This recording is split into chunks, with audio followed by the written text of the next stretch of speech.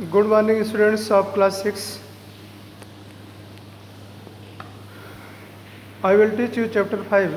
It is a revision of chapter 5.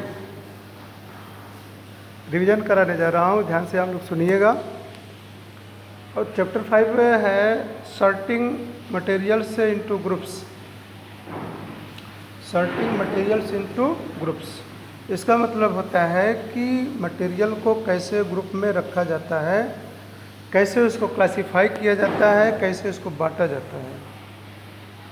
और इससे क्या होता है कि अगर मटेरियल क्लासिफाई रहते हैं तो उनको पहचानने में, उनको फाइंड करने में आसानी हो जाती है, की ज़रूरत पड़ता है। तो आपकी बुक में पहले classification of the object,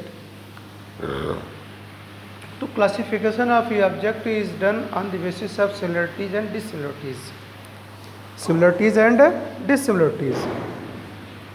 similarities means होता है समानता, तो जिनमें समान गुण होता है उनको अलग कर दिया जाता है, जिनमें असमान गुण होता है उनको समान गुण वाले चीज़ों को एक साथ रखा जाता है, असमान गुण वालों को एक साथ रखा जाता है। तो ये है क्लासिफिकेशन।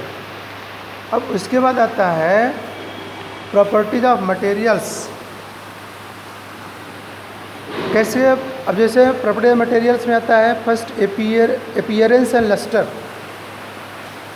अपीयरेंस का मतलब होता है कि मटेरियल कैसे दिख रहा है, चमक रहा है या नहीं चमक रहा है। अगर जो चमकता है उसको बोलते हैं लस्टरस है,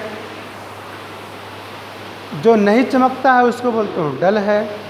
जैसे सारे मेटल्स जो होते हैं वो सारे मेटल्स वो उनमें लस्टर होता है, सारे मेटल्स में लस्टर होता है, और नॉन मेटल में लस्टर नहीं होता है, इसलिए उनको डल बोला जाता है। फिर नेक्स्ट है हार्डनेस। हार्डनेस मतलब कि जिनमें मॉलिक्यूल बहुत पास पास होते हैं वो हार्ड होते हैं। एक प्रॉपर्टी होती है मटेरियल की जिसके द्वारा, जिसमें जो बहुत ज़्यादा रिजिड होते हैं, जिनमें चेंज होने की संभावना बहुत कम होती है, ऐसे मटेरियल को हम हार्ड बोलते हैं। और जिनमें यह प्रॉपर्टी पाई जाती है उसे हम हार्डनेस बोलते हैं। मतलब वो हार्ड होता है और हार्डनेस एक प्रॉपर्टी होती है। अगला आता है टेक्सचर। टेक्सचर का मतलब होता है बनावट, कोई चीज़ कैसे बना हुआ है। टेक्सचर टेक्सचर मीन्स उसके सरफेस पर हम देखते हैं feel some of them smooth. कुछ जो होते हैं वो चिकने होते हैं और कुछ खुरदुरे होते हैं। जैसे ईंट से बनी हुई दीवार, उसको देखेंगे तो उसको बोलेंगे हम टेक्सचर कैसा है, रफ सरफेस है। और पेंट किया हुआ कोई मेज़ है, टेबल है, वो भी स्मूथ रहेगा, इसको बोलते हैं टेक्सचर। फिर आगे आता है सॉल्बिलिटी। सॉल्बिलिटी का मतलब होता है कि ability of solid to dissolve in any solvent.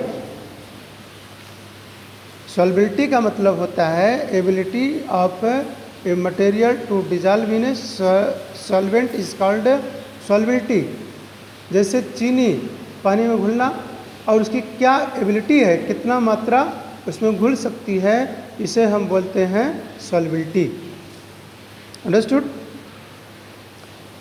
तो सब हर सॉलिड की लिक्विड में डिजॉल्व होने की क्षमता होती है। जिनकी क्षमता सॉल्बिलिटी 0 है उनको बोलते हैं इनसॉल्युबल। जैसे लोहा पानी में इनसॉल्युबल है, पत्थर वाटर में इनसॉल्युबल है, पानी में नहीं घुलते हैं, ये होती है सॉल्बिलिटी। तो जब सॉलिड वाटर में डिजॉल्व होता है तब उसको बोलते हैं हम कि सॉल्यूशन बनता है। जब सॉलिड लिक्विड में डिजॉल्व हो जाता है तो बोलते हैं सॉल्यूशन बन गया। अब सॉल्यूशन दो चीज़ों से बना होता है, सोल्यूट एंड सॉल्वेंट। जो सॉलिड पानी में डिजॉल्व होता है उसे सोल्यूट बोलेंगे, जो लिक्विड यूज होता है उसे बोलेंगे सॉल्वेंट। ये हो गया। अब आता है मिक्सिबल एंड इमिक्सिबल लिक्विड्स। वह लिक्विड्स जो पानी में मिक्स हो जाते हैं उन्हें हम मिक्सिबल बोलेंगे, जो पानी में मिक्स नहीं होंगे उसे इमिक्सिबल बोलेंगे।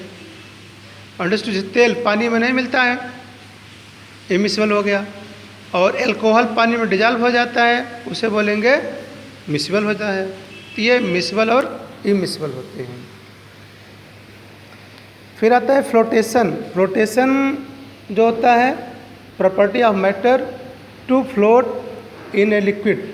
किसी पानी में फ्लोट होने की जो क्षमता होती, तैरने की जो क्षमता होती है किसी सॉलिड की, उसे हम बोलते हैं फ्लोटेशन। सारी चीज़ें नहीं फ्लोट कर, जैसे लकड़ी पानी में डालेंगे तैरेगा, पत्थर पानी में डालेंगे तो डूब जाएगा। ये है फ्लोटेशन। तो जो तैरता है उसी को बोलते हैं फ्लोटेशन। अब आता है ट्रांसपेरेंसी। ट्रांसपेरेंसी का मतलब होता है ability of material to become transparent, या ट्रांसपेरेंट किसे कहेंगे? जो material, those materials which pass light through them are called transparent material. जैसे ग्लास हो गया, इसमें ट्रांसपेरेंसी है, वाटर भी में ट्रांसपेरेंसी है। तो ट्रांसफर मतलब इनको ट्रांसपेरेंट मटेरियल बोलते हैं। जिनमें लाइट पास ना हो वो opaque बोलते हैं। जैसे काला पेपर हो गया, opaque होता है। एक मटेरियल होता है ट्रांसलूसेंट, जिसमें आधा लाइट जाए आधा लाइट ना जाए, पूरा क्लियर उस पार ना दिखे, उसे बोलते हैं ट्रांसलूसेंट। जैसे ऑयली पेपर होता है, ये ट्रांसलूसेंट होता है। अब आता है कंडक्टिविटी।